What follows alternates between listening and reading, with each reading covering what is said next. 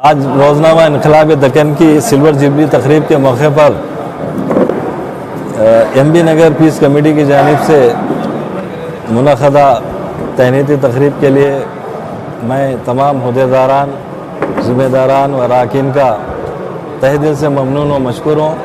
जिन्होंने एक उर्दू के खादिम के लिए बहुत बड़ी तकरीब का इनेकाद किया और यहाँ पर हमारे जो तमाम मजहबी सियासी कायदीन शिरकत करके मेरी हौसला अफजाई को जो है एक बुलंदी को पहुँचा दिया है। मैं यहाँ पर तमाम ज़िम्मेदारान का जो शहर के अहम शख्सियात में जिनका शुमार होता है उन्होंने शरीक रहे। मैं आज ये वादा करता हूँ, अहद करता हूँ कि इंशाअल्लाह ये सिलसिला इसी तरह जारी रहेगा और उर्दू की खिदमत इसी तरह जारी रहेगी। मैं आप तमाम का ममनून हूँ। आज एमबी नगर पीस कमेटी की जानिब से गुलबर्गा शहर के एक मारूफ शख्सियत इनकलाब दक्कन के चीफ एडिटर मोहिउद्दीन पाशा साहब की तैनीत का प्रोग्राम यहाँ पर मुनक़िद किया गया था। मैं समझता हूँ कि इनकलाब दक्कन ये सिर्फ गुलबर्गा की आवाज़ नहीं बल्कि हैदराबाद कर्नाटक की तमाम उर्दू से मोहब्बत करने वाले, उर्दू को चाहने वाले, अदब को चाहने वाले और इनकलाब में यकीन रखने वाले तमाम लोगों की एक ज़बान बन के, आवाज़ बन के 25 साल से यहाँ पर उन्होंने उर्दू की खिदमत की है। और आज जो मीडिया है, सहाफ़त है, मैं समझता हूँ कि कहीं ना कहीं ये एक ब्रांड हो गई है एक पॉलिटिकल पार्टीज़ के, एक पॉलिटिकल पर्सनालिटीज़ की। आज 25 साल मोहिउद्दीन पाशा साहब जिस तरह से इनकलाब दक्कन को, मैं समझता हूँ कि एक इनकलाब के शक्ल में उन्होंने इस तहरीक को चलाया है। ये किसी सियासी जमात के माउथपीस नहीं, आज कोई उंगली नहीं उठा सकता कि इनकलाब दक्कन किसी एक पॉलिटिकल पर्सनालिटी की या किसी एक पॉलिटिकल पार्टी की जो है माउथपीस है। ये मैं समझता हूँ कि ये फोर्थ पिलर ऑफ डेमोक्रेसी जिसे मीडिया को, जर्नलिस्ट को कहा जाता है, कि ये एक आइडियल एग्जाम्पल हमारे सामने अगर कोई नज़र आते हैं आज के इस दौर में, तो मैं समझता हूँ कि वो हमारे बीच हमारे मोहिउद्दीन पाशा साहब है। मैं उम्मीद करता हूं कि ये मोहिउद्दीन पाशा साहब का ये जो इनकलाब दक्कन की शक्ल में जो इस इलाके की आवाज़ है, जो एक इनकलाब की चिंगारी है, ये आगे आने वाले दिनों के लिए मैं समझता हूं कि उम्मीद करता हूं कि नस्लों के लिए हम रहे ना रहे, हमारे बाद में भी इनकलाब दक्कन इसी तरह इस इलाके की आवाज़ बन करके और हुकूमत के खिलाफ एक आवाज़ बन करके उन ताकतों को, उन हक परस्तों को, उन सच्चाई के परस्तों को जो है हिम्मत अफजाई का काम इनकलाब के दक्कन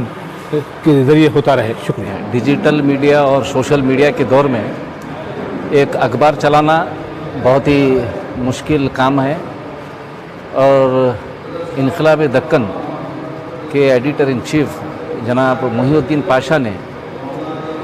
25 साल मुकम्मल करके ये साबित किया है कि उन्होंने उर्दू से जो मोहब्बत है वो अपनी मोहब्बत को अपने काम के ज़रिए से, अपनी खिदमत के ज़रिए से अवाम के सामने, अवाम की बात लेकर वो पिछले 25 साल से काम कर रहे हैं, जिसके लिए मैं मोहिउद्दीन पाशा साहब को मैं तहे दिल से मुबारकबादी देता हूँ। साथ ही साथ आज बड़ी खुशी और मसरत की बात है कि मोहिउद्दीन पाशा साहब ने यहाँ पर इस जलसे तहनीत में ये ऐलान किया है कि उन्होंने कुछ दिनों में, आने वाले दिनों में वो कन्नड़ अखबार भी निकालने वाले हैं, जिसके लिए भी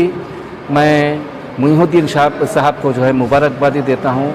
ना सिर्फ वो उर्दू की खिदमत कर रहे थे, आने वाले दिनों में वो कन्नड़ की भी खिदमत उसी